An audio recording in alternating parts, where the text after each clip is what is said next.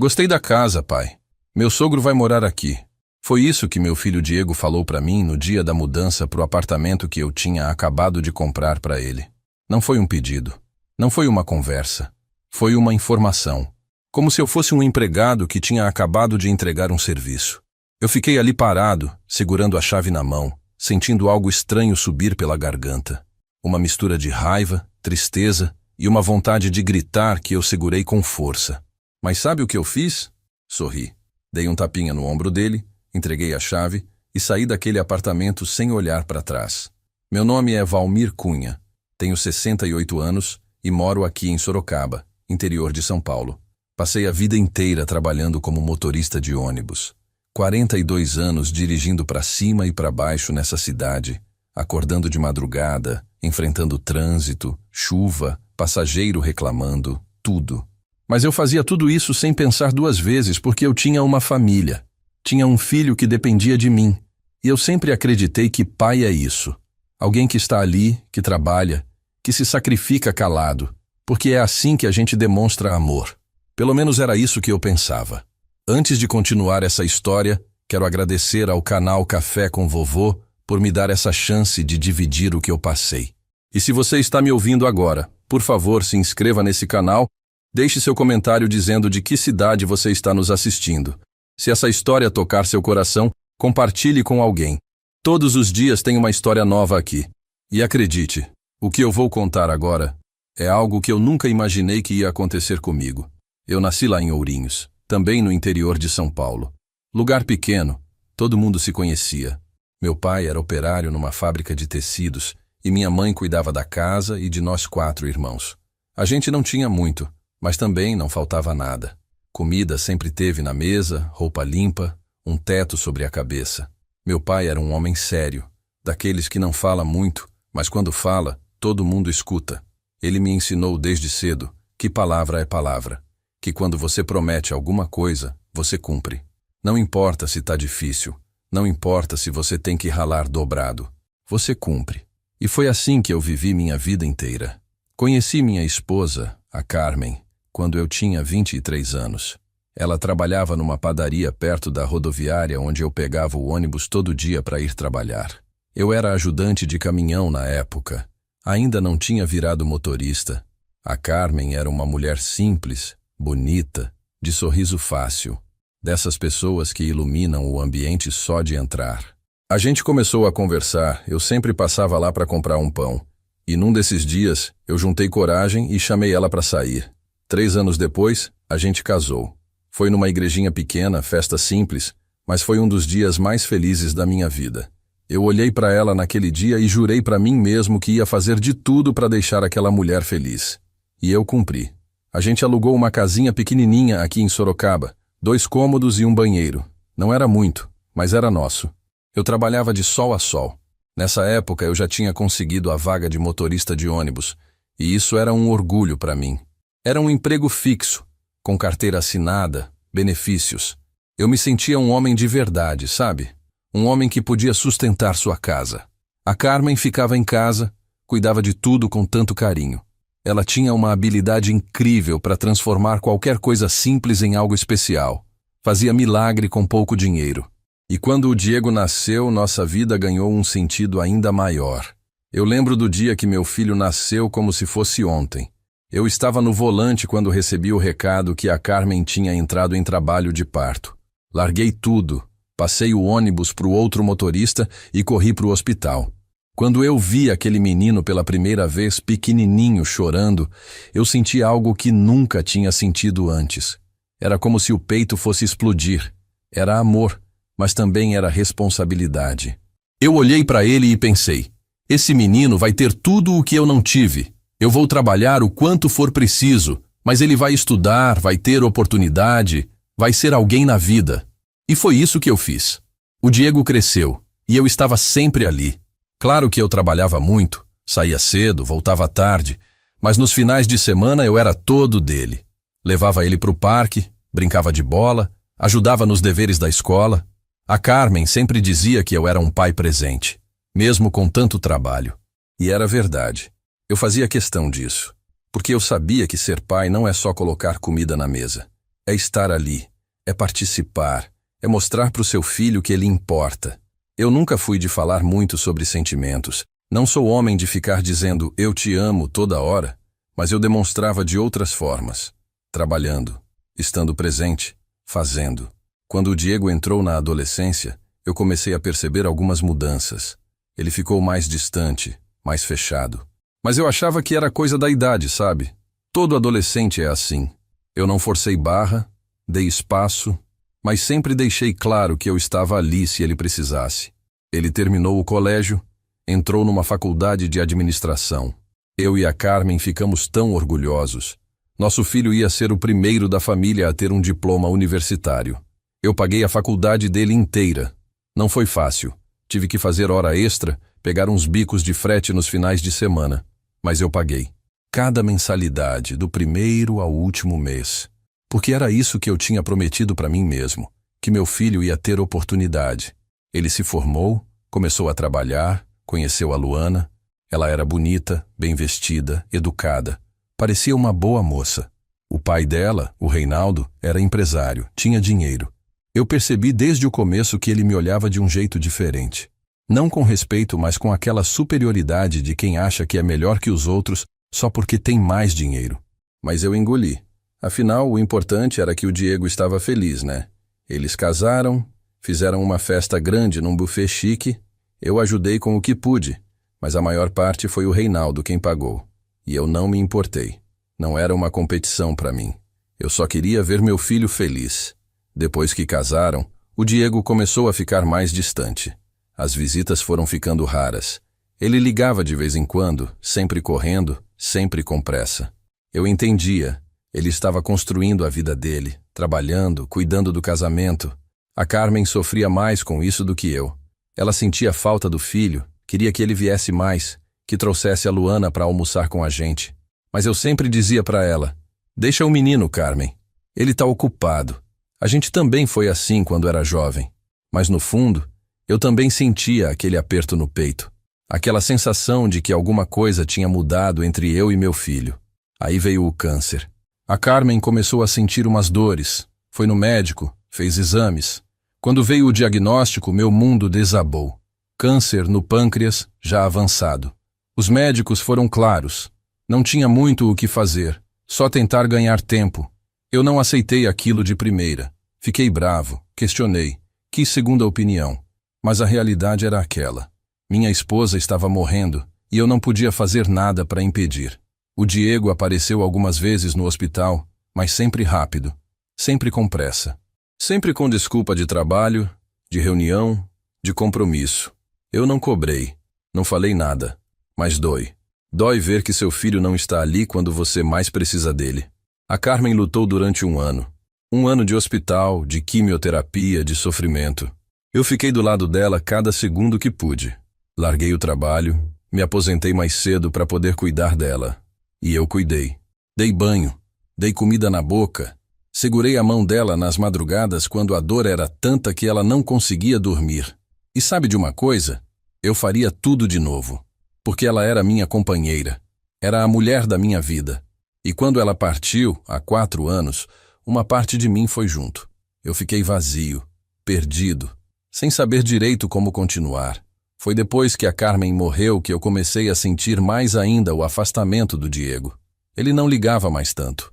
Não vinha mais me visitar. Eu ficava ali, sozinho naquela casa, olhando as fotos dela, sentindo a falta dela em cada cômodo. E eu pensava, pelo menos eu tenho meu filho, pelo menos eu tenho o Diego. Mas eu estava enganado, porque o que eu ia descobrir nos próximos anos é que filho a gente cria, cuida, sacrifica tudo por ele. Mas isso não garante nada, não garante respeito, não garante gratidão. Não garante que ele vai estar do seu lado quando você precisar. Depois que a Carmen se foi, a casa ficou grande demais para mim. Silenciosa demais. Eu acordava de madrugada e por um segundo esquecia que ela não estava mais ali. Esticava o braço para o lado da cama e só encontrava vazio. Foi nessa época que eu comecei a entender o que é solidão de verdade. Não é só ficar sozinho. É sentir que você não faz mais falta para ninguém. Que você virou um peso, um inconveniente. Eu tinha um filho, tinha uma nora. Mas nenhum dos dois parecia se importar se eu estava bem ou não. O Diego ligava de vez em quando, mas eram ligações rápidas. Oi, pai, tudo bem? Tô correndo aqui. A gente se fala depois. E esse depois nunca chegava. Eu tentava não cobrar. Não queria ser aquele pai chato, aquele velho carente que fica ligando toda hora. Eu tinha orgulho. Sempre tive. Então eu ficava quieto, esperando. Esperando que ele lembrasse de mim. Esperando que ele aparecesse. Mas as semanas iam passando. E nada. Eu comecei a me perguntar se eu tinha feito alguma coisa errada. Se eu tinha falhado como pai em algum momento. Eu revirava as memórias na cabeça, procurando algum erro. Alguma palavra que eu tivesse dito e que tivesse machucado ele. Mas eu não encontrava nada. Um dia, eu resolvi ligar para ele. Não aguentava mais aquele silêncio. Toquei 3 vezes até ele atender. Oi, pai. Que foi? A voz dele estava impaciente, como se eu tivesse atrapalhado algo importante. Eu engoli seco e disse, nada não, filho. Só queria saber se você tá bem. Faz tempo que a gente não se vê. Ele deu uma risadinha curta, daquelas sem graça, e respondeu. Tô bem, pai. É que tá corrido demais aqui no trabalho. Você sabe como é. Eu sabia. Eu sempre soube. Mas mesmo assim, dói ouvir. Dói perceber que você não é prioridade para quem você fez ser prioridade a vida inteira. Tentei puxar assunto. Perguntei da Luana, perguntei do trabalho dele, tentei mostrar interesse. Mas as respostas eram curtas, monossilábicas. Ele estava com pressa. Sempre com pressa. Até que eu soltei. Diego, quando você vai vir aqui em casa? Faz meses que você não aparece. Silêncio do outro lado. Um silêncio pesado, que já diz tudo antes da palavra sair. Olha, pai, eu vou ver se consigo um tempo, tá? Mas agora eu realmente preciso desligar. A gente se fala. E desligou.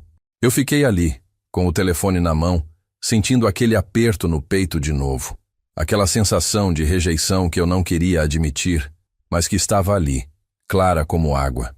Os meses foram passando e eu fui me acostumando com aquela rotina solitária. Acordava, fazia meu café, assistia televisão, resolvia as coisas da casa. Tinha dias que eu não falava com ninguém. Literalmente ninguém. Eu saía no mercado, comprava minhas coisas, voltava para casa, e era isso. A única conversa que eu tinha era com o caixa do mercado ou com algum vizinho que cruzava comigo na rua. Mas isso não era vida. Isso era só existir. Eu comecei a sentir o peso da idade de um jeito que eu nunca tinha sentido antes. As costas doíam mais, o joelho reclamava, a cabeça ficava cansada mais rápido. E o pior de tudo, eu não tinha ninguém para dividir isso. Foi aí que aconteceu algo que mudou tudo. Ou pelo menos eu achei que ia mudar. O Diego me ligou num sábado de manhã. Eu estranhei, porque ele nunca ligava de sábado. Oi, pai, tudo bem? Olha, eu preciso falar uma coisa com você. Posso passar aí hoje à tarde? Meu coração deu um pulo. Ele ia vir me visitar. Finalmente. Eu arrumei a casa toda, passei pano no chão, organizei as coisas, fiz uma comida gostosa. Fiz aquele macarrão que ele sempre gostou quando era criança, com molho caseiro, do jeito que a Carmen fazia. Eu estava animado, feliz até. Pensei, ele está sentindo minha falta. Ele lembrou do pai dele. Quando ele chegou, veio com a Luana. Os dois entraram, cumprimentaram rápido, sentaram na sala. Eu ofereci café, ofereci a comida que eu tinha feito. Eles aceitaram, mas comeram rápido, sem aquele gosto de quem está aproveitando. Eu tentava puxar conversa, mas percebia que eles estavam nervosos, ansiosos, como se tivessem algo para falar e só estivessem esperando o momento certo. Eu comecei a ficar preocupado. Pensei que talvez eles fossem me dar alguma notícia ruim. Doença, problema financeiro, sei lá. Até que o Diego limpou a garganta e disse, pai, a gente veio aqui porque precisa conversar com o senhor sobre uma coisa importante. Eu me endireitei na cadeira, preparado para o pior. Fala, filho, pode falar. Ele trocou um olhar com a Luana, como se pedisse coragem, e continuou. Olha, pai, eu e a Luana a gente tá querendo sair do aluguel. A gente paga muito caro, e não faz sentido ficar jogando dinheiro fora todo mês. A gente queria comprar um apartamento. Eu relaxei. Só isso que ele queria falar. Até sorri. Mas isso é bom, filho. Claro que faz sentido. Apartamento próprio é investimento. É segurança. Ele deu um meio sorriso, mas ainda parecia tenso. É, pai. Mas o problema é que a gente não tem entrada. Os bancos pedem uma grana alta de entrada e a gente não conseguiu juntar ainda. Foi aí que eu entendi. Eu entendi onde aquela conversa ia parar. E sabe o que eu senti? Não foi raiva. Foi uma tristeza profunda. Uma decepção que eu tentei disfarçar.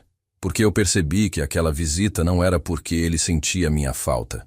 Não era porque ele queria me ver. Era porque ele precisava de alguma coisa. Mas mesmo assim, mesmo sentindo aquilo tudo, eu não deixei transparecer. Eu só perguntei: e quanto vocês precisam? O Diego desviou o olhar, coçou a cabeça e respondeu baixinho: a gente encontrou um apartamento bom, 2 quartos, num bairro legal, mas a entrada é R$60 mil. R$60 mil. Era quase tudo o que eu tinha guardado. Era o dinheiro da minha aposentadoria, das economias de anos, da venda de um terreno que eu tinha herdado do meu pai.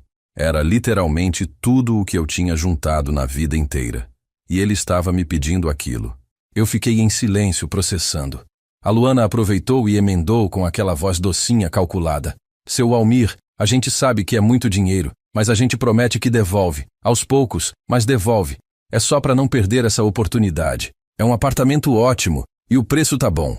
Eu olhei para os dois. Olhei para o meu filho, o menino que eu criei, que eu paguei faculdade, que eu dei tudo. E ele estava ali, me pedindo meu último recurso. Eu poderia ter dito não. Deveria ter dito não. Mas eu não disse. Sabe por quê? Porque ainda havia uma parte de mim que acreditava que aquilo ia mudar as coisas, que ia reaproximar a gente, que ele ia ser grato, ia lembrar do que eu fiz por ele, ia voltar a me visitar, a me ligar, a ser meu filho de novo. Então eu respirei fundo e disse: tá bom, eu te ajudo. O rosto do Diego se iluminou. Ele se levantou, veio me abraçar, apertou minha mão. Obrigado, pai.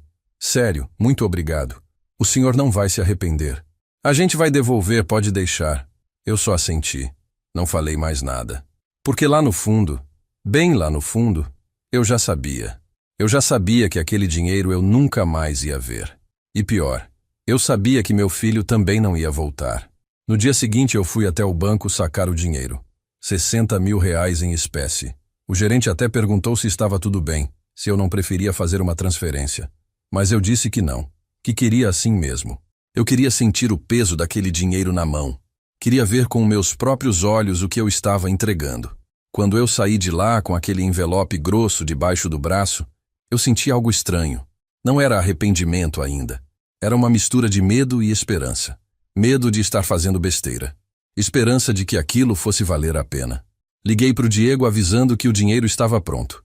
Ele disse que ia passar em casa no final do dia para buscar. Quando ele chegou, veio sozinho dessa vez. Entrou apressado, como sempre. Eu entreguei o envelope para ele e ele nem abriu para conferir. Só enfiou debaixo do braço e disse: obrigado, pai. Sério, isso aqui vai mudar nossa vida. Eu forcei um sorriso e respondi: espero que sim, filho. Espero que sim. Ele já estava virando para sair quando eu falei: Diego, espera um pouco. Senta aqui comigo, vamos conversar. Ele olhou para o relógio daquele jeito, sabe? Daquele jeito de quem tem pressa, de quem já tem a cabeça em outro lugar. Pai, eu adoraria, mas eu tô atrasado. A Luana tá me esperando. A gente tem que resolver uns papéis hoje ainda. Eu insisti, mas com calma, sem querer forçar. É rapidinho, filho. Faz tempo que a gente não conversa direito. Ele suspirou, daquele jeito cansado, como se eu tivesse pedido um sacrifício enorme. Tá bom, pai. Mas só um pouquinho. Sentou na ponta do sofá, corpo virado para a porta, como quem já tá de saída. Eu tentei puxar assunto, perguntar como estava o trabalho, como estava a vida dele. Mas as respostas eram curtas, sempre curtas. Até que eu não aguentei e falei: Diego, eu sinto sua falta, filho.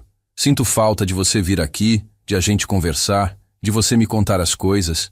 Ele desviou o olhar. Ficou mexendo no celular, distraído. Eu sei, pai. É que tá muito corrido mesmo. Mas a gente se vê, a gente se fala. Eu balancei a cabeça, mas não insisti mais. Porque eu vi naquele momento que não adiantava. Que ele estava ali só por obrigação. Só porque tinha acabado de receber R$60 mil de mim e seria estranho sair correndo. Então eu deixei pra lá. Dei um tapinha no ombro dele e disse: tá bom, filho. Pode ir. Sei que você tá com pressa. Ele se levantou rápido, aliviado. Deu um abraço rápido, daqueles de lado, e saiu. Eu fiquei ali parado na sala, ouvindo o barulho do carro dele indo embora. E naquela hora, eu tive certeza de que eu tinha acabado de comprar a atenção do meu filho. E que ela tinha durado menos de 10 minutos. As semanas foram passando, e como eu imaginei, o Diego não deu mais notícias. Eu ligava de vez em quando, mas ele nunca atendia. Mandava mensagem dizendo que estava ocupado, que ia me ligar depois. Esse depois nunca chegava. Eu via nas redes sociais as fotos dele e da Luana no apartamento novo. Eles postavam os móveis que estavam comprando, a decoração, os detalhes. Todo mundo comentando, elogiando, parabenizando. Mas ninguém sabia que aquele apartamento tinha sido pago com as economias de um pai, com o suor de 42 anos de trabalho de um motorista de ônibus que acordava às 4 da manhã. Um dia, eu não resisti. Mandei mensagem para ele. Filho, vi as fotos do apartamento. Ficou bonito. Quando você vai me convidar para conhecer? Ele demorou horas para responder. Quando respondeu, foi seco. Ainda tá uma bagunça aqui, pai. Quando a gente terminar de arrumar, eu te chamo. Eu esperei. Esperei semanas, 1 mês, 2 meses, e nada. Até que um dia eu decidi, eu ia até lá. Não ia esperar convite. Afinal, eu tinha direito de conhecer o apartamento que eu ajudei a comprar, não tinha? Peguei o endereço que ele tinha me mandado meses atrás, anotei e fui. Quando eu cheguei no prédio, fiquei impressionado. Era um lugar bonito, bem localizado, portaria chique. Eu me senti meio deslocado ali, com minha roupa simples, meu jeito de gente do interior. Falei com o porteiro, disse que era o pai do Diego, que queria dar uma surpresa. Ele me deixou subir. Quando eu cheguei na porta do apartamento, respirei fundo e toquei a campainha. A Luana abriu. A cara dela foi de susto. Um susto que ela tentou disfarçar rápido com um sorriso forçado. Seu Walmir, que surpresa! O Diego não me falou que o senhor ia vir. Pois é, eu respondi, ainda na porta.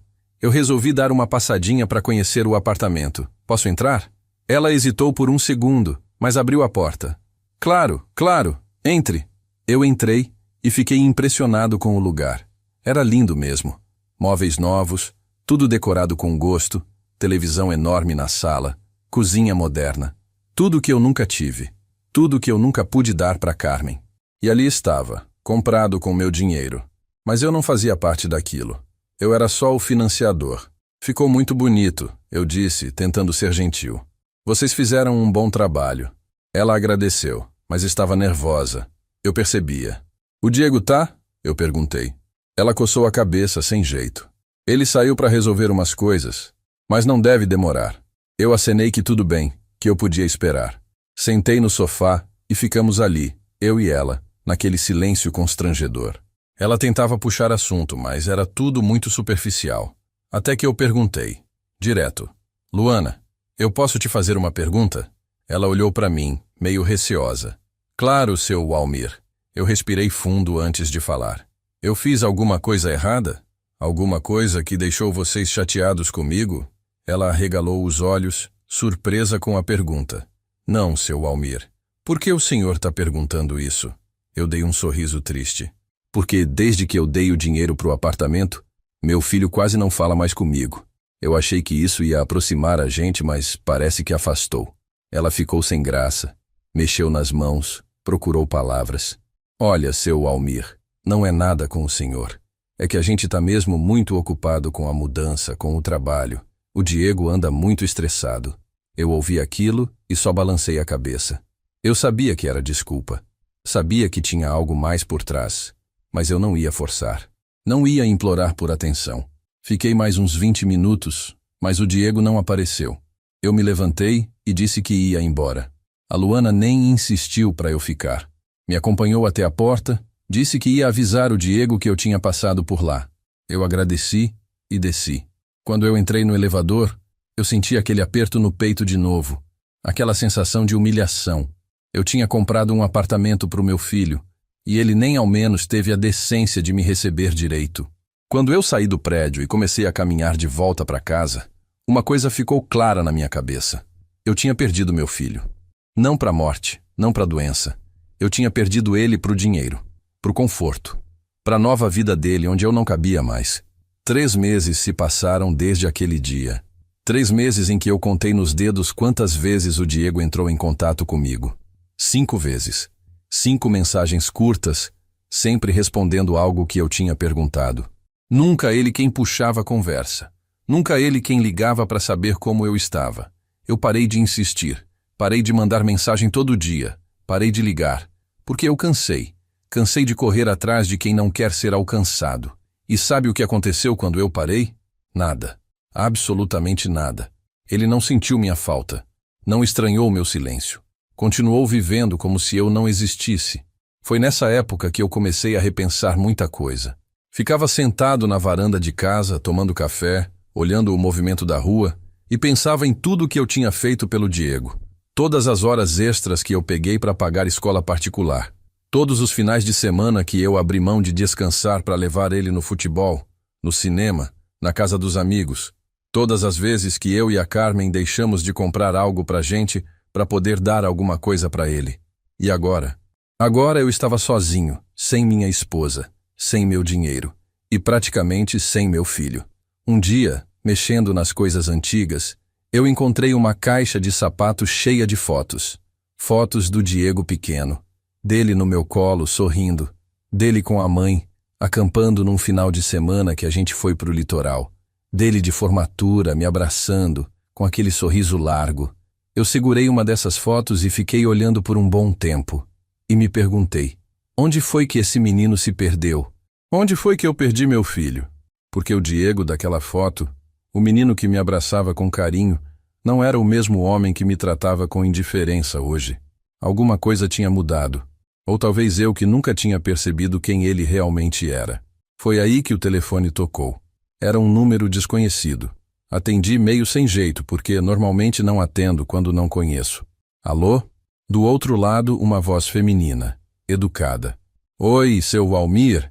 Aqui é a Carla, da imobiliária Lar Perfeito. O senhor tem 1 minuto? Eu franzi a testa, tentando entender. Imobiliária? Tem algum engano, moça. Eu não tô comprando nem vendendo nada. Ela deu uma risadinha. Não, seu Valmir. Sem engano, não. É sobre o apartamento que o senhor comprou no Jardim Vergueiro. O senhor assinou o contrato como comprador principal, lembra? Meu coração disparou. Comprador principal? Eu achei que eu tinha só dado a entrada.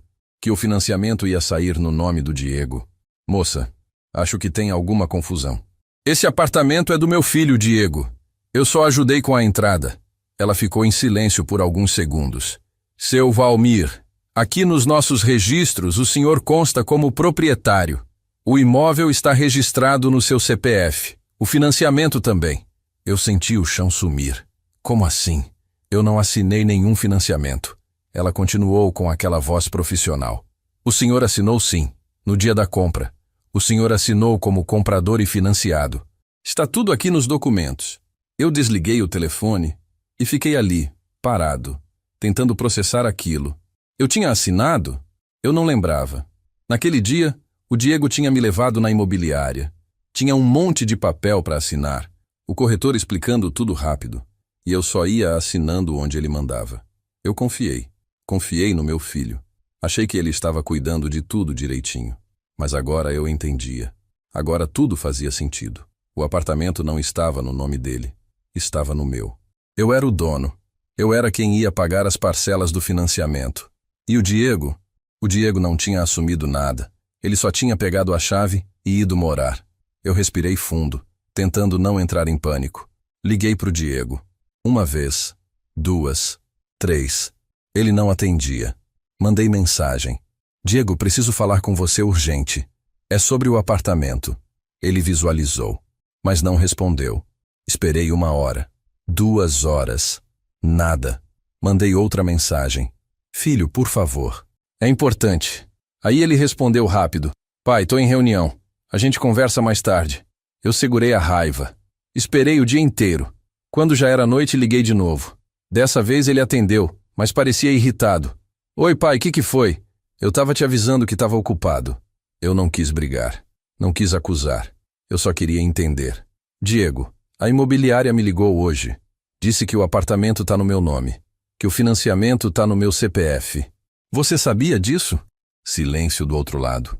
Um silêncio que já me respondeu. Diego? Ele pigarreou. Pai, é que o meu nome estava com uma restrição no banco. Eles não aprovaram o financiamento para mim. Aí a única forma era colocar no seu nome. Mas relaxa, eu vou pagar as parcelas. É só uma formalidade. Eu fechei os olhos, sentindo a raiva subir. Formalidade? Diego, eu tô com 68 anos. Eu tô aposentado. Como é que eu vou pagar um financiamento de 20 anos? Ele suspirou, impaciente. Pai, eu já falei que eu vou pagar. Não precisa se preocupar. Eu tentei acreditar. Tentei mesmo. Tá bom, filho, mas eu preciso que você me mande o comprovante dos pagamentos, tá? Para eu ter controle. Ele concordou. Rápido demais. E desligou. Eu fiquei ali, com o telefone na mão, sentindo que tinha acabado de engolir mais uma mentira. Mais uma promessa vazia. Mas eu não tinha escolha, não é? O apartamento já estava comprado. Já estava no meu nome. Eu só podia confiar que ele ia cumprir a palavra. No mês seguinte, eu recebi o boleto do financiamento. R$ 2.300. Eu liguei para o Diego. Filho, chegou o boleto aqui. Você vai pagar, né? Ele disse que sim, que ia fazer transferência para mim. Esperei até o vencimento. Nada. Mandei mensagem lembrando. Ele disse que tinha esquecido, que ia fazer no dia seguinte. Eu esperei. No dia do vencimento, fiz o pagamento. Porque se eu não pagasse, meu nome ia sujar. Meu CPF ia ficar restrito. E eu não podia deixar isso acontecer. No mês seguinte, a mesma coisa. Ele prometeu, não pagou, e eu acabei pagando. E assim foi, mês após mês. Eu usando minha aposentadoria, que mal dava para eu viver, para pagar um apartamento onde meu filho morava, e eu nem era bem-vindo. Foi num desses dias, quando eu estava pagando mais um boleto, que eu tive uma revelação. Eu olhei para o espelho e vi um velho cansado.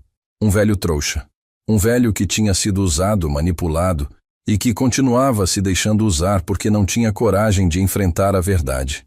E a verdade era essa. Meu filho não me amava, não me respeitava. Ele me via como um recurso, como uma fonte de dinheiro.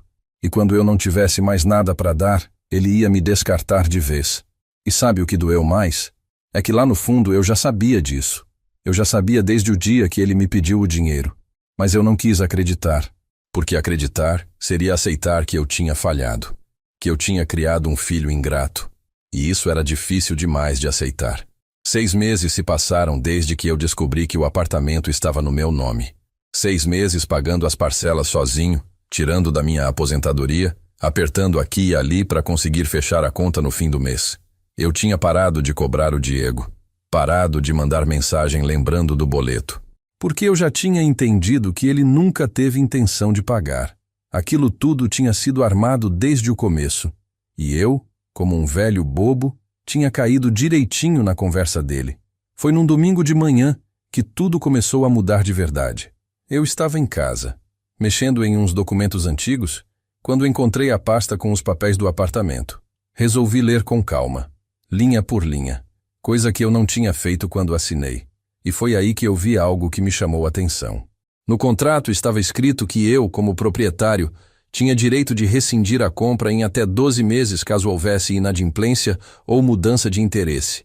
Eu li aquilo 3 vezes para ter certeza. 12 meses. Eu estava no 6º mês. Ainda dava tempo. Peguei o telefone e liguei para a imobiliária. A mesma moça, a Carla, me atendeu. Oi, seu Almir. Tudo bem? Em que posso ajudar? Eu fui direto. Carla, eu tô olhando aqui o contrato do apartamento. Tem uma cláusula que fala sobre rescisão em 12 meses. Como funciona isso? Ela explicou, com calma, que caso o comprador desistisse do imóvel dentro desse prazo, o contrato poderia ser cancelado. Haveria perda de parte dos valores já pagos, mas eu ficaria livre do financiamento. O apartamento voltaria para a imobiliária. Desliguei o telefone e fiquei pensando muito. Será que eu tinha coragem de fazer aquilo? De tirar o apartamento do meu filho? Porque era isso que ia acontecer. Se eu cancelasse o contrato, o Diego ia ter que sair de lá. Ia perder tudo. Mas ao mesmo tempo, ele tinha me enganado, tinha me usado, tinha me abandonado. E eu ia continuar pagando por isso? Ia continuar sendo capacho? Eu passei o dia inteiro naquele dilema. Mas lá no fundo, eu já sabia a resposta. Eu já sabia o que eu precisava fazer. Na segunda-feira, logo cedo, eu voltei para a imobiliária. Conversei pessoalmente com a Carla e com o gerente. Expliquei a situação. Disse que queria cancelar o contrato. Eles me passaram todos os trâmites, todos os papéis que eu precisava assinar. Eu perguntei quanto tempo levaria para tudo ser oficializado. Cerca de 15 dias, o gerente respondeu. Depois disso, os ocupantes atuais terão 30 dias para desocupar o imóvel. Eu assenti, assinei tudo e saí de lá com uma sensação estranha. Não era alívio, não era alegria. Era uma mistura de tristeza e determinação. Tristeza por ter chegado naquele ponto. Determinação de não ser mais pisado. Eu não contei nada para o Diego.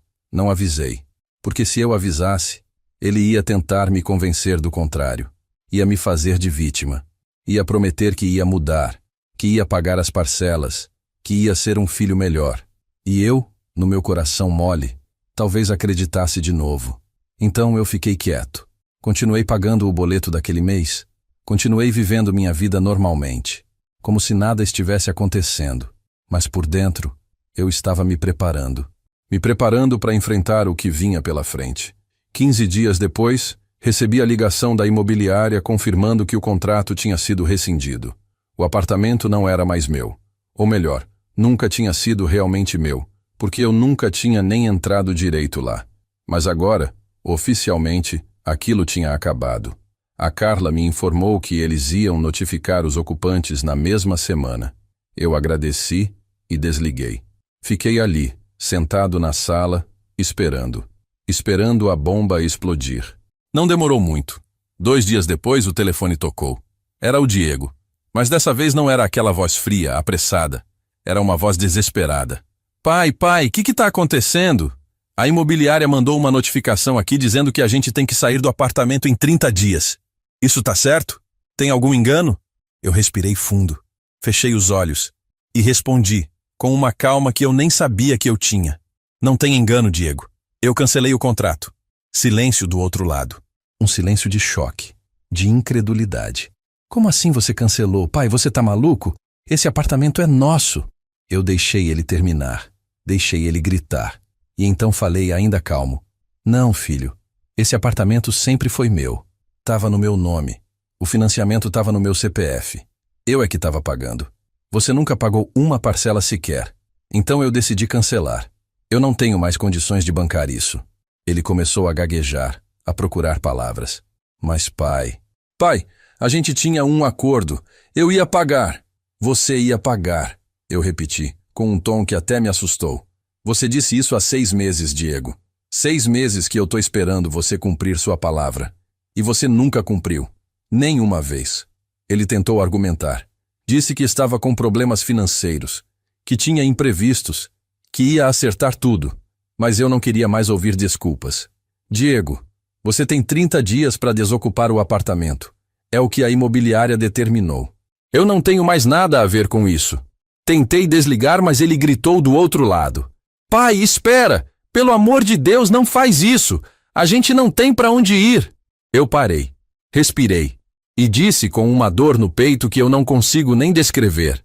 Diego, você devia ter pensado nisso antes. Antes de me usar, antes de me enganar, antes de me tratar como se eu não fosse nada. Eu te dei tudo, filho. Tudo. E você me jogou fora como se eu fosse lixo. Agora você vai ter que se virar sozinho. Do mesmo jeito que você me deixou me virar sozinho. E desliguei.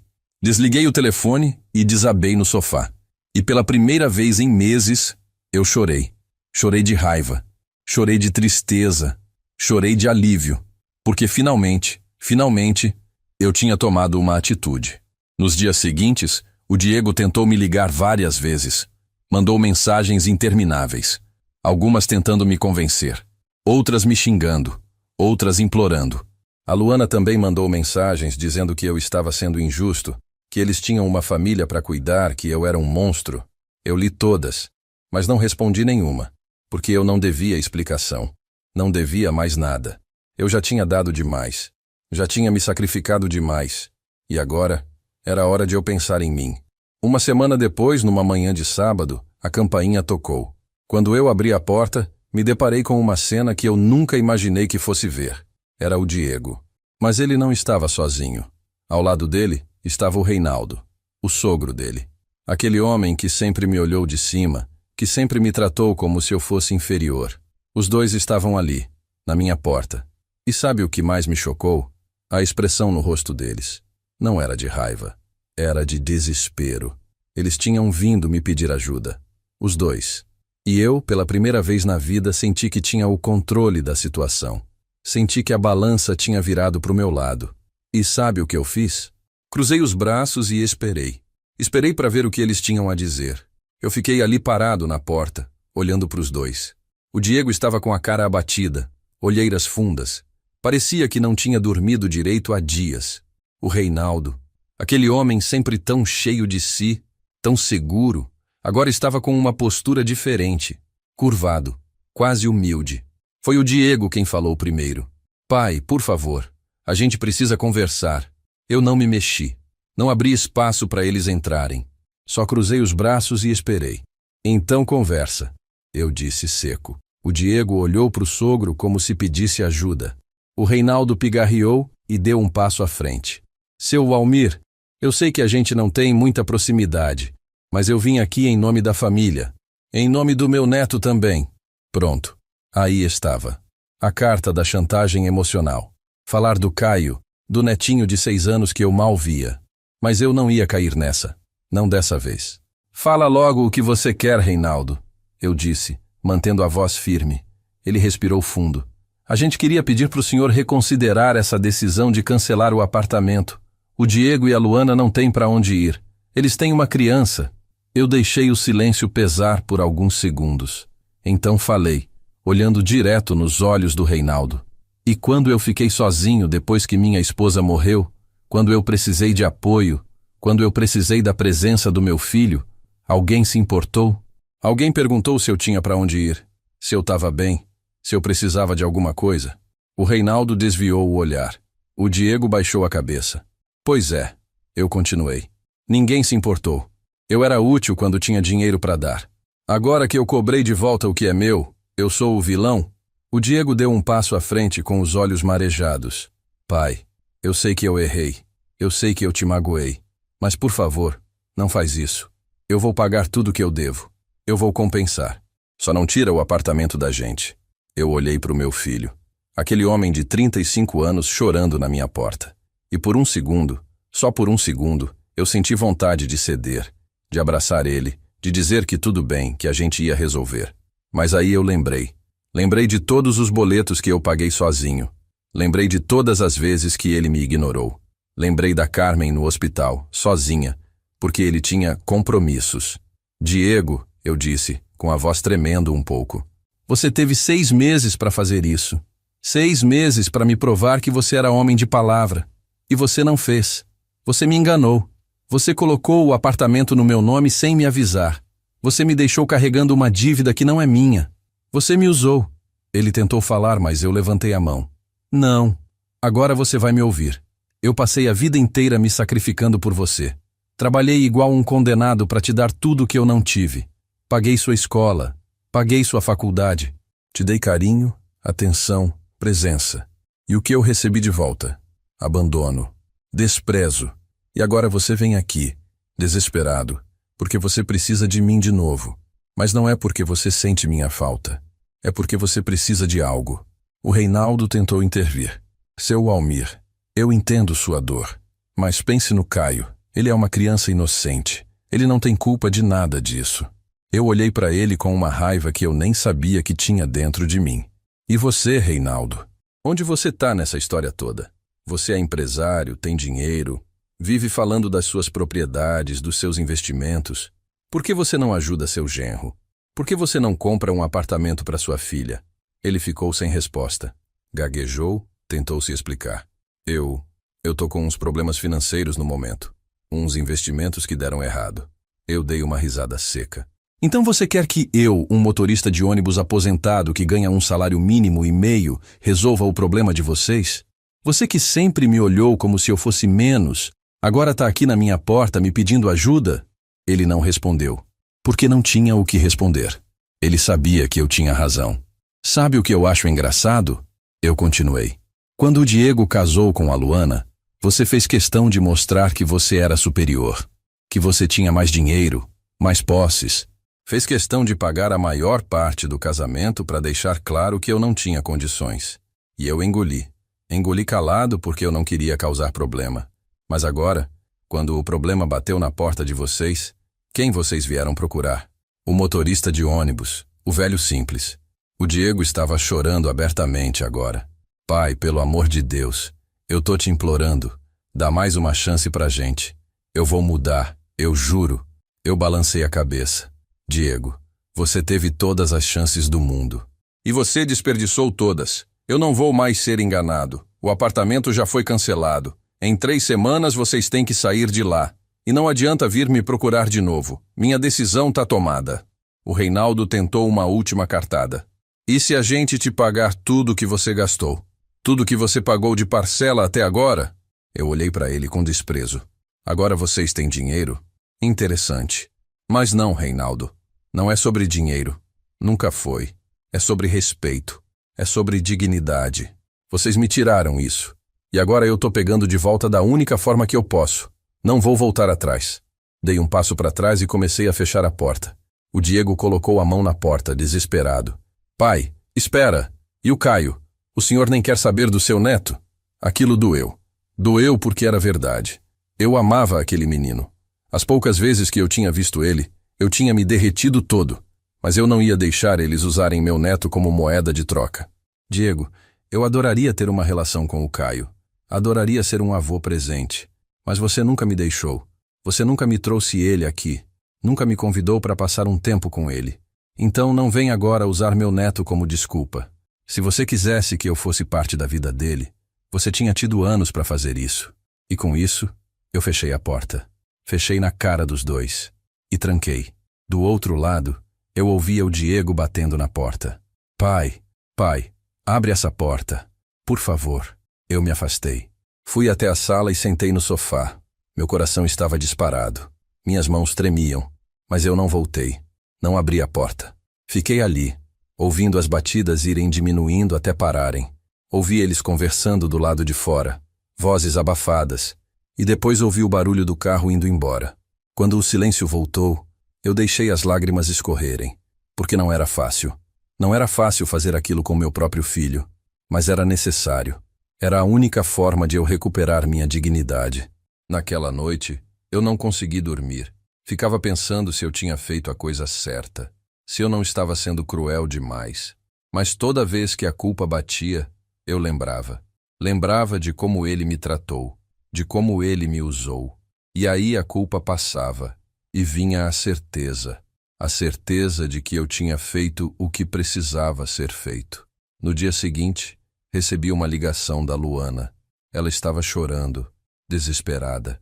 Disse que eu estava destruindo a família dela, que eu era um homem sem coração. Eu ouvi tudo em silêncio, e quando ela terminou eu só disse: Luana, desejo sorte para vocês, mas minha decisão não vai mudar.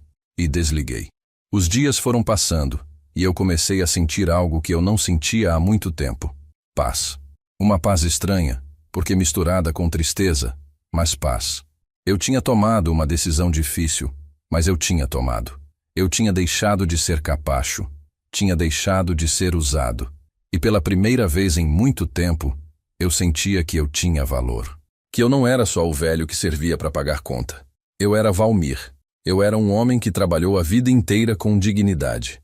E essa dignidade ninguém ia tirar de mim nunca mais. Uma semana se passou desde o dia que eu fechei a porta na cara do Diego e do Reinaldo. Uma semana de silêncio. Nenhuma ligação, nenhuma mensagem. Era como se eles tivessem finalmente entendido que não adiantava mais tentar me convencer. Ou talvez estivessem ocupados demais procurando um lugar para morar. Eu não sabia. E para ser sincero, eu tentava não pensar muito nisso. Porque toda vez que eu pensava, vinha aquela pontada no peito.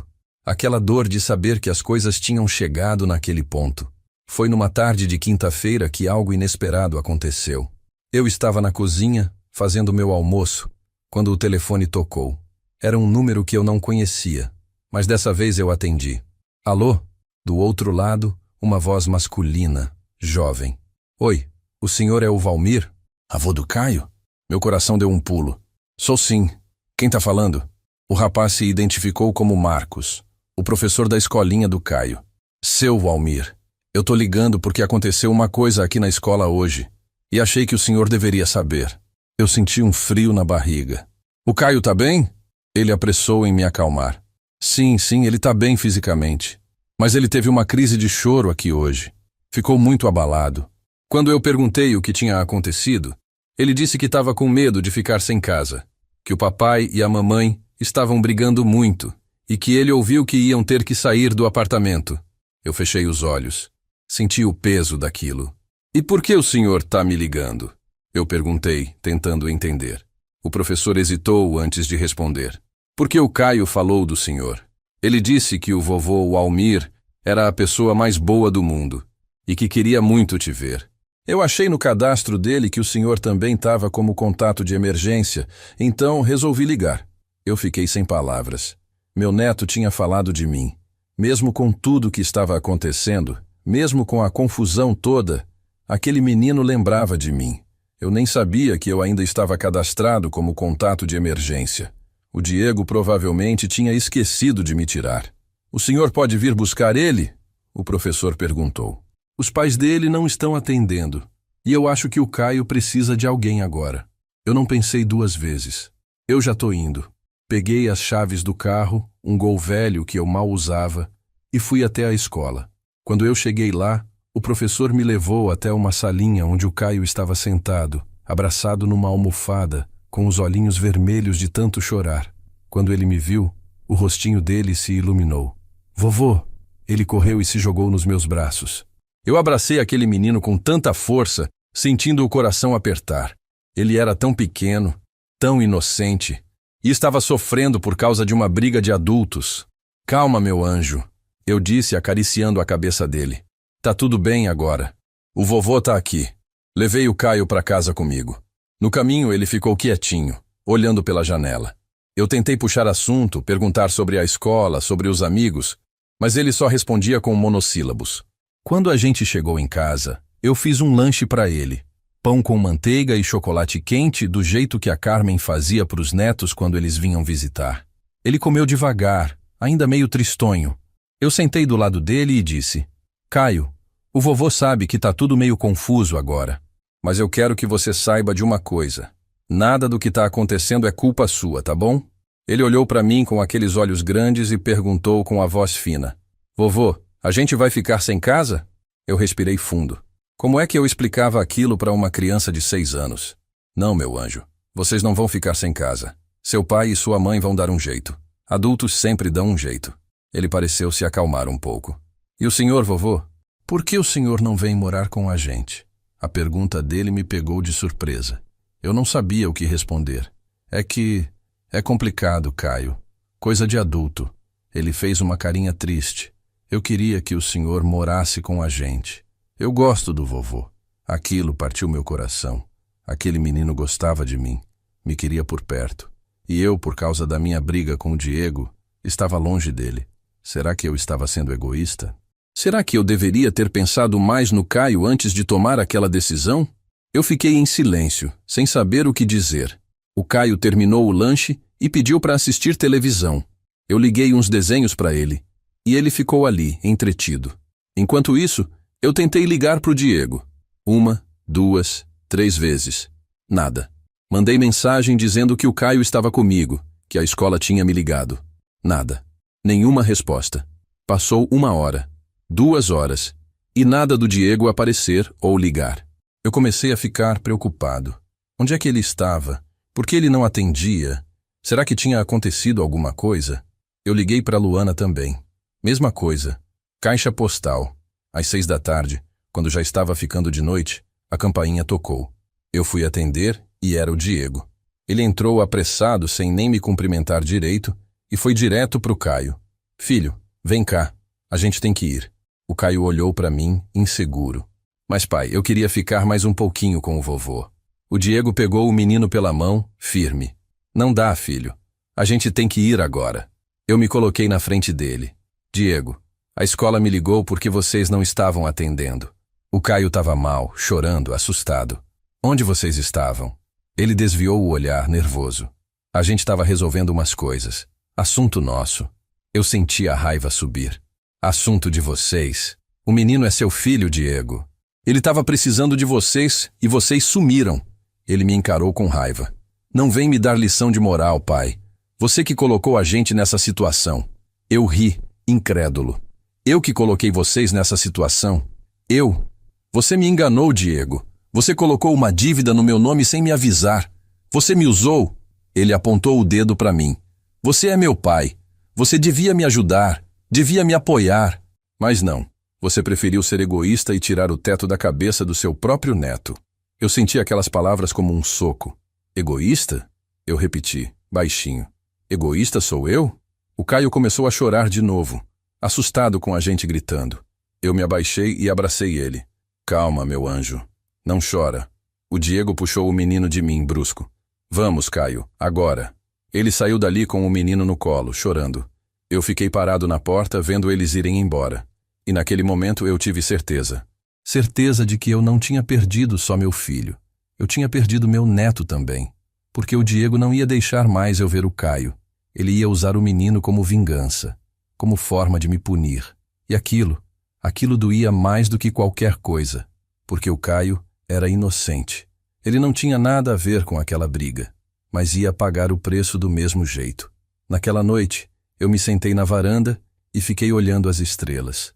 A Carmen costumava fazer isso quando estava preocupada. Dizia que olhar para o céu acalmava o coração dela. Eu tentei fazer o mesmo. Tentei encontrar paz. Mas tudo que eu sentia era um vazio enorme. Um vazio que eu não sabia como preencher. E pela primeira vez desde que eu tinha tomado aquela decisão, eu me perguntei, será que valeu a pena? Será que eu fiz a coisa certa? Ou será que eu tinha destruído tudo de uma vez por todas?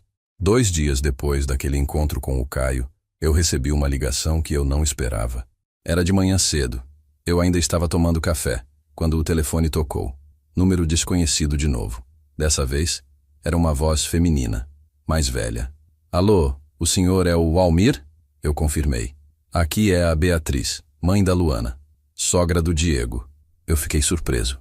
Eu tinha visto a Beatriz poucas vezes, sempre de longe nas festas de família. Ela nunca tinha falado comigo diretamente. Oi, Beatriz, tudo bem? Ela hesitou antes de falar. Olá, Valmir. Olha, eu sei que não é da minha conta, mas eu precisava conversar com o senhor sobre essa situação toda. Eu suspirei. Mais uma pessoa vindo me cobrar. Mais alguém querendo que eu voltasse atrás. Se a senhora está ligando para me convencer a desfazer o que eu fiz, pode poupar seu tempo. Minha decisão está tomada. Ela interrompeu rápido. Não, não é isso. Eu não estou ligando para pedir nada. Na verdade, eu queria me desculpar. Aquilo me pegou de surpresa. Se desculpar. Por quê? Ela respirou fundo do outro lado da linha.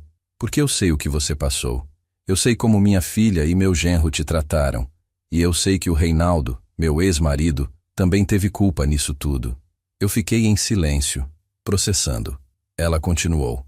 Walmir, eu e o Reinaldo somos divorciados há 5 anos. E uma das razões do divórcio foi exatamente o jeito dele. Aquele jeito arrogante, de se achar melhor que todo mundo. Ele sempre tratou as pessoas como se fossem inferiores, inclusive eu. E eu vi ele fazer a mesma coisa com o senhor. Vi o jeito que ele olhava para você nas festas com desprezo. E eu nunca falei nada. Nunca te defendi. E por isso, eu peço desculpas. Eu senti um nó na garganta. Finalmente alguém estava reconhecendo o que eu tinha passado. Eu agradeço suas palavras, Beatriz. De verdade. Ela continuou. A Luana me contou tudo o que aconteceu. Como vocês planejaram colocar o apartamento no seu nome? Como deixaram você pagando as parcelas sozinho? E quando ela me contou, eu fiquei enojada. Porque eu não criei minha filha para ser assim. Para usar as pessoas. Mas ela aprendeu com o pai. Ela virou uma cópia do Reinaldo. E o Diego? Bom, o Diego sempre foi fraco. Sempre foi manipulável. Ele deixou a Luana e o sogro mandarem nele. E acabou te machucando no processo. Eu ouvi tudo aquilo com atenção. Era reconfortante saber que alguém via as coisas do meu lado. Eu não concordo com o que eles fizeram com o senhor, ela disse com firmeza. E eu entendo sua decisão. O senhor foi humilhado. Foi usado, e o senhor reagiu da única forma que podia. Eu só queria que o senhor soubesse que nem toda a família da Luana é assim, e que eu sinto muito pelo que o senhor passou. Eu agradeci, emocionado. Muito obrigado, Beatriz. A senhora não imagina o quanto isso significa para mim. Eu estava começando a achar que eu era o vilão dessa história toda. Ela deu uma risada amarga. Vilão? Não, Walmir. O senhor é a vítima. E eu espero que o senhor mantenha sua decisão, porque talvez seja a única forma deles aprenderem. Depois daquela ligação, eu me senti um pouco melhor, um pouco mais validado. Mas a paz durou pouco, porque na mesma tarde, eu recebi uma mensagem. Mas dessa vez não era do Diego ou da Luana. Era de um número que eu não conhecia.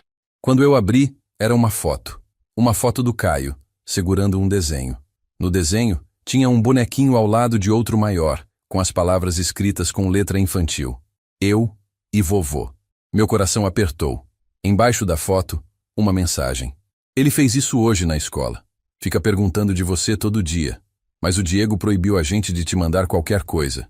Eu sou a tia Mariana, irmã da Luana. Achei que você deveria ver. Eu segurei o telefone com as mãos tremendo. Olhei para aquele desenho, para aquelas letrinhas tortas, e chorei. Chorei porque aquele menino me amava. Me queria por perto. E eu não podia estar lá. Não podia abraçar ele. Não podia ver ele crescer. Tudo por causa de uma briga entre adultos. Tudo por causa de orgulho, de mágoa, de dinheiro. Respondi para Mariana. Obrigado por me mandar isso. Cuida bem dele para mim. Ela respondeu rápido. Vou cuidar. E quando tudo isso passar, a gente dá um jeito de vocês se verem de novo. Os dias foram passando, e a data limite se aproximando. Faltava uma semana para o prazo de desocupação do apartamento acabar. Eu não tinha mais notícias do Diego. Não sabia se ele tinha conseguido outro lugar, se estava morando na casa de alguém, se tinha resolvido a situação. E para ser sincero, uma parte de mim não queria saber, porque saber significava sentir culpa. E eu já estava sentindo culpa suficiente por causa do Caio. Foi num sábado, 5 dias antes do prazo, que algo aconteceu. Eu estava saindo do mercado carregando as sacolas quando alguém me chamou. Seu Walmir. Eu me virei e vi uma mulher vindo na minha direção. Levou alguns segundos até eu reconhecer. Era a Luana, mas ela estava diferente. O cabelo estava amarrado de qualquer jeito, a roupa simples, o rosto sem maquiagem. Ela parecia cansada, derrotada. Eu parei, segurando as sacolas, esperando o que ela tinha para dizer. Ela chegou perto, ofegante. Seu Walmir, eu precisava falar com o senhor. Eu não respondi, só esperei. Ela respirou fundo. Eu sei que o senhor tem todos os motivos para me odiar, para odiar a gente. E eu não tô aqui para pedir nada. Só queria dizer que eu sinto muito. Eu olhei para ela desconfiado. Sente muito por quê, Luana? Ela baixou os olhos. Por tudo. Por ter deixado meu pai influenciar a gente. Por ter concordado com o plano de colocar o apartamento no seu nome. Por ter te tratado como se você não importasse. Eu fui egoísta. Eu fui cruel. E agora eu tô pagando o preço. Eu continuei em silêncio. Ela continuou com a voz embargada. A gente conseguiu um lugar para morar. Um apartamento pequeno. Aluguel alto. Num bairro que não é lá essas coisas. Mas é o que a gente conseguiu. O Diego tá trabalhando dobrado para pagar as contas. Meu pai cortou relação com a gente. Disse que a gente é um bando de fracassados.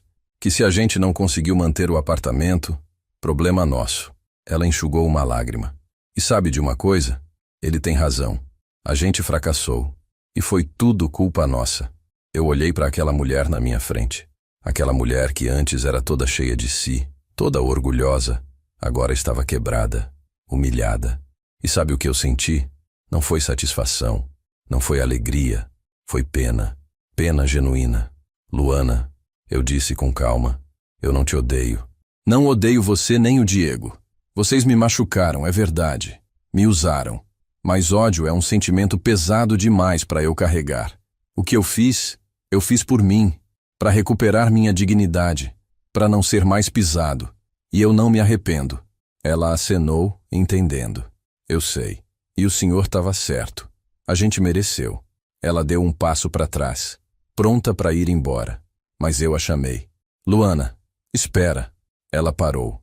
Eu respirei fundo e falei. Cuida do Caio. Cuida bem daquele menino. Porque ele não tem culpa de nada disso. Ele é inocente.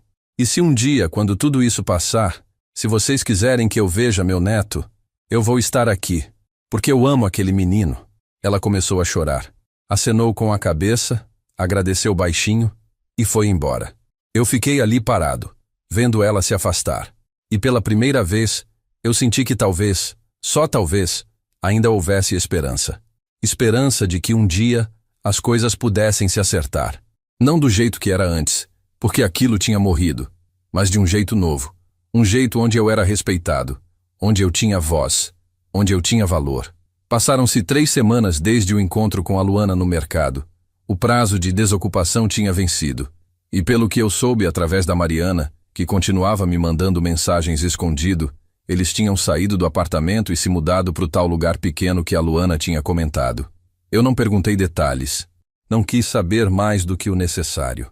Porque quanto mais eu soubesse, mais a culpa ia apertar. E eu precisava manter minha decisão firme, pelo menos no coração. Mas a vida tem um jeito engraçado de virar as coisas de cabeça para baixo quando a gente menos espera. Foi numa terça-feira, início da tarde, que a campainha tocou. Eu fui atender sem imaginar quem poderia ser. Quando abri a porta, quase não acreditei. Era o Diego, mas ele não estava sozinho. Do lado dele, pequenino, segurando a mão do pai, estava o Caio. Os dois me olharam em silêncio. O Diego estava com uma expressão que eu nunca tinha visto antes. Não era raiva, não era desespero, era algo mais profundo. Era vergonha. Oi, pai, ele disse baixinho. Eu olhei para ele, depois para o Caio, que me encarava com aqueles olhinhos brilhantes. Oi, eu respondi, meio sem saber o que fazer. O Diego respirou fundo. Eu posso entrar? A gente precisa conversar. Eu hesitei por um segundo, mas abri espaço. Eles entraram. O Caio correu e me abraçou pela cintura. Vovô, eu tava com saudade. Eu abracei meu neto, sentindo aquele calorzinho bom que só criança traz. Eu também tava com saudade, meu anjo. O Diego ficou parado ali, sem jeito, olhando pra gente. Eu indiquei o sofá. Senta. Ele sentou. O Caio ficou do meu lado, agarrado no meu braço. Eu sentei também, esperando ele falar. O silêncio pesou por alguns segundos, até que o Diego começou com a voz tremendo. Pai, eu não sei nem por onde começar. Eu não disse nada, só esperei. Ele continuou. Eu passei as últimas semanas pensando muito, sobre tudo o que aconteceu, sobre tudo que eu fiz com o Senhor. Ele pausou, como se estivesse juntando coragem. Eu fui um filho horrível, pai. Eu usei o Senhor. Eu te manipulei. Eu coloquei aquele apartamento no seu nome sabendo que o Senhor não tinha condições de pagar. E pior, eu te abandonei. Abandonei quando a mãe estava doente. Abandonei quando o Senhor ficou sozinho. Eu só aparecia quando eu precisava de alguma coisa. E quando o Senhor finalmente reagiu, quando o Senhor disse não, eu te chamei de egoísta. Eu joguei a culpa em você, mas a culpa sempre foi minha. Eu ouvi aquilo tudo em silêncio. Parte de mim queria interromper, queria dizer alguma coisa, mas eu deixei ele falar. Ele precisava falar. Eu deixei o Reinaldo entrar na minha cabeça. Ele continuou. Deixei ele me convencer de que eu merecia mais, de que o Senhor, por ser meu pai, tinha a obrigação de me ajudar sempre, não importa o quê. E eu acreditei nisso. Acreditei que o Senhor me devia alguma coisa. Mas o Senhor nunca me deveu nada, pai. O Senhor já tinha dado tudo, sua vida inteira, seu suor, seu sacrifício. E eu joguei isso fora como se não valesse nada. Ele limpou uma lágrima que escorreu. O Caio percebeu que o pai estava chorando e ficou quietinho. Quando a gente teve que sair do apartamento, Diego disse, quando a gente se mudou para aquele lugar pequeno, apertado, eu comecei a entender. Comecei a entender o quanto era difícil, o quanto era pesado. Pagar aluguel, pagar contas, sustentar uma família. E aí eu pensei, meu pai fez isso a vida inteira, sozinho, sem ajuda de ninguém. E eu, que sempre tive tudo fácil, não aguentei nem um mês sem reclamar. Ele olhou para mim, direto nos olhos. Pai, eu vim aqui para pedir desculpas. De verdade. Não porque eu quero que o Senhor resolva meus problemas de novo. Não porque eu quero dinheiro. Eu vim porque eu preciso que o Senhor saiba que eu errei. Errei feio e que eu sinto muito, muito mesmo, pelo que eu fiz, pelo que eu te causei, Pela dor que eu te dei, eu senti minha garganta apertar, senti os olhos marejarem. Mas eu não falei nada ainda, só esperei. O Diego continuou. Eu sei que eu não mereço seu perdão. Eu sei que eu quebrei sua confiança. E eu entendo se o senhor nunca mais quiser falar comigo.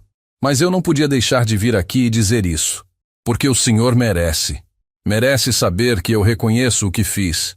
E merece receber um pedido de desculpas sincero. Ele respirou fundo. E tem mais uma coisa. Ele olhou para o Caio. Eu não quero que meu filho cresça sem o avô. Eu não quero que ele perca essa relação por causa da minha burrice. Então, se o senhor aceitar, eu gostaria que a gente tentasse reconstruir isso. Não do jeito que era antes, porque aquilo estava errado, mas de um jeito novo. De um jeito onde eu te respeite, onde eu te valorize, onde eu te trate como o senhor sempre mereceu ser tratado. Eu fiquei em silêncio por um tempo. Olhei para o meu filho. Aquele homem que eu tinha criado, que eu tinha visto crescer e que tinha me machucado tanto. Mas que agora estava ali, vulnerável, arrependido, pedindo uma segunda chance. Eu pensei em tudo que tinha acontecido. Pensei na dor, na humilhação, na raiva, mas também pensei na Carmen. Pensei no que ela diria se estivesse ali. E eu sabia. Ela diria, Walmir, ele é seu filho. E filho a gente não abandona, mas também não deixa pisar na gente. Eu respirei fundo e falei com a voz firme. Diego, eu aceito suas desculpas. Aceito porque eu vejo que você está sendo sincero, que você realmente entendeu o que fez.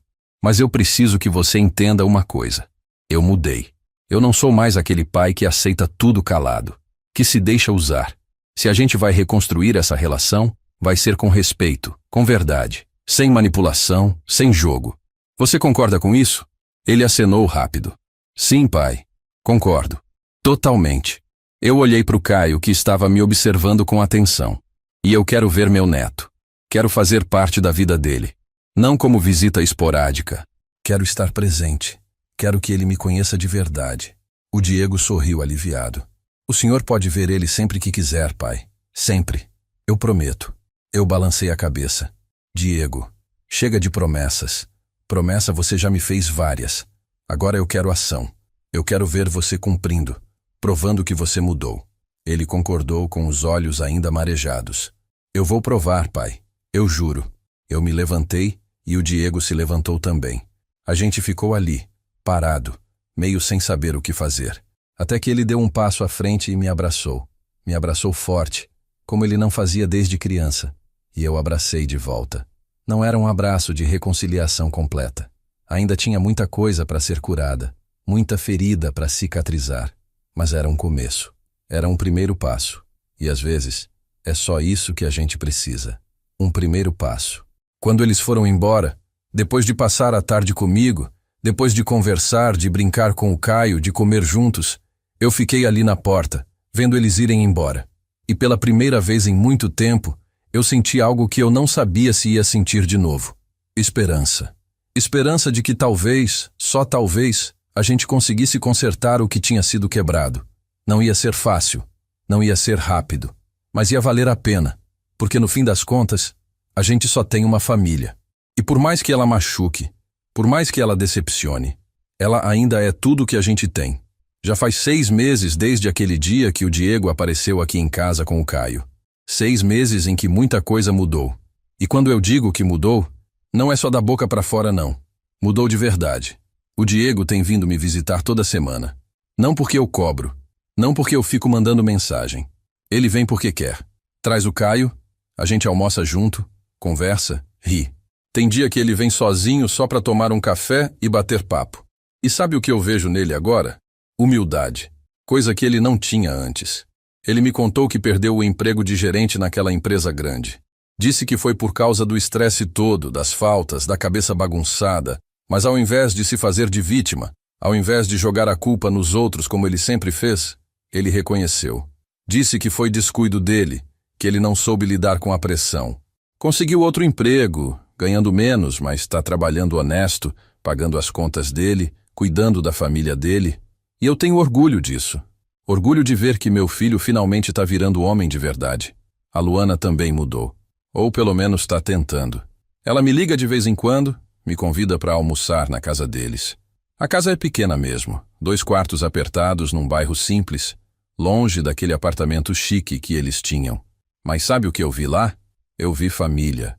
Vi a Luana cozinhando com o próprio esforço, sem empregada. Vi ela cuidando do Caio com carinho. Vi ela tratando o Diego com respeito. E vi ela me tratando com respeito também. Me pedindo desculpa, do jeito dela, aos poucos, sem forçar. E eu aceitei. Porque guardar rancor não leva ninguém a lugar nenhum.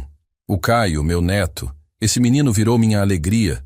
Ele dorme aqui em casa todo final de semana. A gente joga bola no quintal, assiste desenho junto. Eu ensino ele a fazer pipoca na panela do jeito antigo. Ele me chama de vovô Valmir. E toda vez que eu ouço isso, meu coração enche. Porque eu sei que eu quase perdi isso. Quase perdi a chance de ser avô de verdade. Mas graças a Deus e graças à minha atitude, eu não perdi. Eu conquistei meu espaço. E agora ele é meu, de verdade. Tem gente que me pergunta se eu me arrependo do que eu fiz. Se eu me arrependo de ter cancelado aquele apartamento, de ter colocado meu filho na rua. E eu respondo, não, não me arrependo. Porque foi aquilo que acordou ele. Foi aquilo que fez ele enxergar o que ele tinha se tornado. Se eu tivesse continuado aceitando, continuado pagando, continuado sendo pisado, a gente nunca teria chegado aqui. Ele nunca teria aprendido. E eu nunca teria recuperado minha dignidade. Porque é isso que eu aprendi nesses últimos meses. Dignidade não é algo que os outros te dão. É algo que você conquista, que você defende. E às vezes, defender sua dignidade significa tomar decisões difíceis. Significa dizer não para quem você ama. Significa encarar a dor, a culpa, o julgamento dos outros. Mas no fim, quando a poeira baixa, você olha no espelho e vê um homem de pé. Um homem que não se deixou quebrar. E isso não tem preço. O Reinaldo, esse sumiu do mapa. Pelo que a Luana me contou, ele tá morando sozinho numa casa grande e vazia, cheio de dinheiro, mas sem ninguém do lado. Cortou relação com a filha, com o neto, com todo mundo. E sabe o que eu sinto por ele? Pena. Pena de um homem que passou a vida inteira achando que valia mais que os outros por causa de dinheiro e que no final descobriu que dinheiro não compra respeito, não compra amor, não compra família. Ele tem tudo e não tem nada. E eu, que nunca tive muito, tenho o que realmente importa. A Beatriz, mãe da Luana, essa virou minha amiga. A gente se fala direto. Ela vem aqui tomar café de vez em quando. Me disse que ficou orgulhosa de mim, da atitude que eu tomei. Disse que eu ensinei uma lição não só para o Diego, mas para a família inteira. E que ela espera que eles nunca esqueçam disso. Eu agradeço a Deus por ter colocado essa mulher no meu caminho. Porque ter alguém do lado deles me apoiando, me validando, fez toda a diferença. Eu também recuperei parte do dinheiro que eu gastei. Não tudo, porque teve multa, teve perda com a rescisão do contrato, mas voltou uma parte. E com esse dinheiro, eu fiz algo que eu sempre quis. Reformei a casa. Pintei, arrumei o telhado, consertei o portão. Nada muito luxuoso, mas ficou bonita. Ficou do jeito que eu sempre quis que ficasse. Do jeito que a Carmen ia gostar. E toda vez que eu olho para essa casa, eu lembro que ela é minha, que foi conquistada com o meu trabalho, com o meu suor, e que ninguém tira isso de mim. Outro dia, eu estava sentado aqui na varanda tomando café, quando o Caio me perguntou, «Vovô, por que o senhor ficou bravo com o papai?» Eu olhei para o menino tentando encontrar as palavras certas. Meu anjo, às vezes as pessoas que a gente ama fazem coisas erradas, e quando isso acontece, a gente precisa mostrar que não tá certo. Não porque a gente quer magoar, mas porque a gente quer que elas melhorem. Você entende? Ele pensou por um segundo e disse, acho que sim. O senhor fez igual a professora faz quando eu faço bagunça na sala? Eu ri. É, mais ou menos isso. Ele ficou em silêncio, mexendo no copo de suco, e depois falou, mas o papai melhorou, né, vovô? Agora ele é bonzinho. Eu sorri e passei a mão na cabeça dele. Sim, meu filho, ele melhorou, e eu tenho orgulho dele por isso. E era verdade. Eu tinha orgulho, não pelo que ele era antes, mas pelo que ele tinha se tornado, pelo homem que ele estava tentando ser. E isso era o que importava. Então, para quem está me ouvindo agora, eu quero deixar uma mensagem. Não aceite ser desrespeitado. Não aceite ser usado. Nem pela sua família, nem por ninguém. Porque amor de verdade vem com respeito, vem com consideração. Se alguém te ama de verdade, essa pessoa não vai te usar como banco, não vai te abandonar quando você mais precisa. E se ela fizer isso, você tem o direito e o dever de reagir, de colocar limites, de mostrar que você tem valor. Eu sei que não é fácil, eu sei que dói demais, mas às vezes a dor é necessária. É através dela que a gente cresce, é através dela que a gente aprende. E no meu caso, foi através dela que eu recuperei minha dignidade, que eu voltei a me respeitar, que eu voltei a me ver como um homem que merece ser tratado com consideração. Hoje, quando eu olho para trás, eu vejo tudo que eu passei. As humilhações, as noites sem dormir, as dúvidas, a dor. Mas eu também vejo a superação. Vejo a coragem que eu tive de tomar uma atitude. Vejo a força que eu encontrei dentro de mim quando eu achei que não tinha mais. E vejo a família que eu tenho hoje. Não perfeita, longe disso, mas verdadeira, construída em cima de respeito, de verdade, de humildade. E se eu pudesse voltar no tempo, eu faria tudo de novo. Porque foi aquilo que me trouxe até aqui. Foi aquilo que me fez ser quem eu sou hoje. Um homem de 78 anos, aposentado, que não tem muito dinheiro, mas que tem algo muito mais valioso. Tem dignidade, tem respeito, tem uma família que o valoriza e tem paz no coração.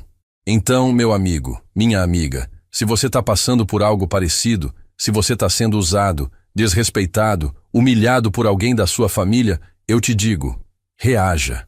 Não com violência, não com ódio, mas com atitude.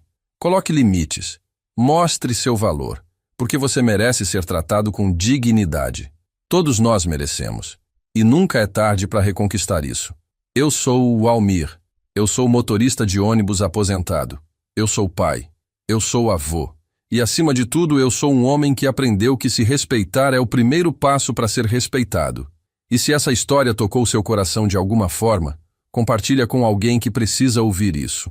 Comenta aqui embaixo de onde você está nos ouvindo, se você já passou por algo parecido, se você conhece alguém que está passando por isso.